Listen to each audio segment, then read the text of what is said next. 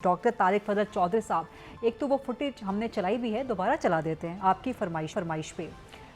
ये जो फुटेज है जहाँ पर आर्मी चीफ और वज़ीर आज़म शहबाज शरीफ की बड़ी एक गैर रस्मी गैर निसाबी गुफ्तगू हो रही है बड़े अच्छे प्लेजेंट से माहौल में, और एक सेम पेज वन पेज का तासुर मिल रहा है, तो बड़ा ज़बरदस्त है ये same page and one page. Number 1, number 2, ये आपने बड़ी ज़बरदस्त कॉन्फ्रेंस करवा तो दी है। वज़ीर आज़म कहते हैं कि अगर हम मादनी वसाइल से फ़ायदा कर लें तो IMF से छुटकारा मिल सकता है। क्या वाकई छुटकारा मिल सकता है? और जिन इलाकों से ये मिनरल्स निकल रहे हैं, ख़ासतौर पे बलूचिस्तान, KP, आज़ाद कश्मीर, GB, वहाँ के अवाम को क्या फ़ायदा होगा? दुनिया का कोई भी मुल्क, ठीक है जी, गवर्नमेंट, हाँ, उस मुल्क में गवर्नमेंट की बात कर रहा हूँ, वो एस्टेब्लिशमेंट की सपोर्ट के बगैर नहीं चल सकती। ठीक है जी। और ख़ास तौर पे जो पाकिस्तान जैसे स्ट्रगलिंग कंट्रीज़ हैं, जहाँ पे हमारे इशूज़ अभी में हमने बात की है ना, हाँ, हमारे इशूज़ बाकी ममालिक से डिफरेंट हैं, तो यहाँ पे गवर्नमेंट और एस्टेब्लिशमेंट को एक पेज पे होना लाजिम है। आप खुश और मुतमईन हैं इस मैं कहता हूँ इसके बगैर आप चल ही नहीं सकते। बुखारी साहब, ये फुटेज जरा एस्टेब्लिशमेंट जो है देख वो आपकी आइज एंड ईयर्स होते हैं।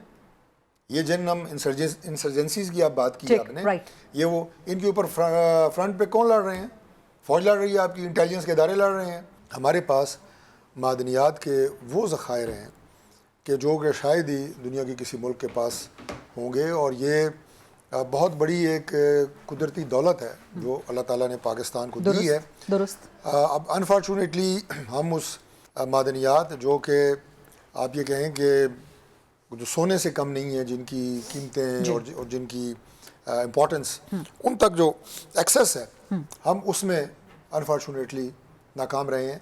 और जब हमने कोशिश की बैनुल-अक़वामी दुनिया को, कुछ इंटरनेशनल इदारों को, या जो लोग इसमें महारत रखते हैं पूरी दुनिया में, उन्हें इन्वॉल्व करके काम करने की, तो यहाँ पे रेकोडेक जैसे हादसे पेश आए कि सुप्रीम कोर्ट की उस वक्त की जो इंटरवेंशन हुई वो आप देखें, और आपने उनसे कुछ हासिल करने की बजाय रेकोडेक से या उस पूरे वेंचर से, जो जॉइंट वेंचर कहें आप उसे, आपने उसको उल्टा रोल बैक नहीं किया, उल्टा अरबों डॉलर दे के आपने जान छुड़ाई। क्योंकि ज़ाहिर है आप इंटरनेशनल कोर्ट्स हैं, उनमें वो गए और पाकिस्तान को उसमें हैवी फाइन हुआ, गारंटीज थी जी बिल्कुल ठीक। तो अब अल्लाह ताला के फजल से जब दोबारा हमने इस पे जो इनिशिएटिव लिया है, जो आज मिनरल्स की और जो आज समिट हुई है इस्लामाबाद में, जिसमें आज प्राइम मिनिस्टर ने भी, आर्मी चीफ ने भी जिस अज़म का इरादा किया है, इंशाअल्लाह ताला ये टारगेट हम ज़रूर अचीव करेंगे। ठीक। और जिन इलाकों की आपने बात की है, वो गिलगित हो, बलूचिस्तान हो, KP हो, आज़ाद कश्मीर हो, उन लोगों का उन मिनरल्स की जो अफादियत होगी या पाकिस्तान को फ़ायदा होगा, सबसे पहले हक होगा। लेकिन आज तक फ़ायदा क्यों नहीं हुआ उनको?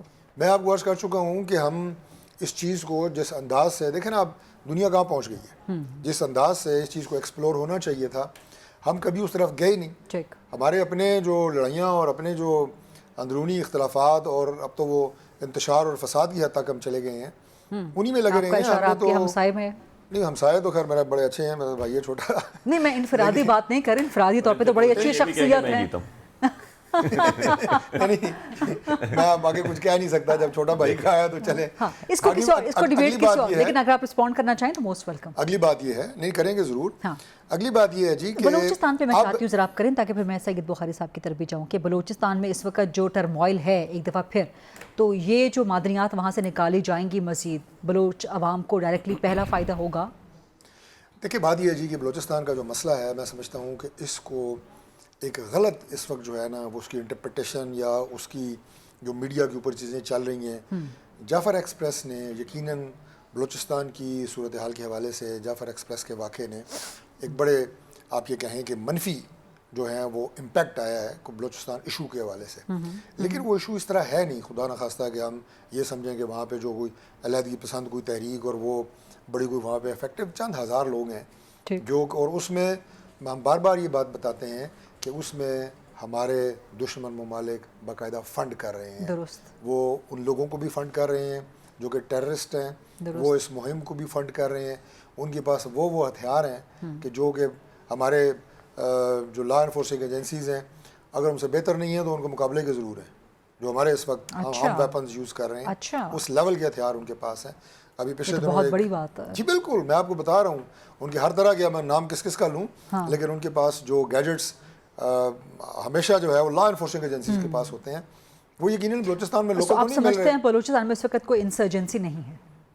नहीं, इंसर्जेंसी जो है वो आप उसे कहें कि वो फंडेड है, ठीक, और लेकिन वो हमारे दुश्मन मुल्क कोशिश कर रहे हैं कि वहाँ पे अफरा तफरी पैदा की जाए और वहाँ पे ये मसाइल जो हैं इनको पाकिस्तान के लिए बढ़ाया जाए। ये बात जो है ना, ये हम सबको समझने की ज़रूरत है।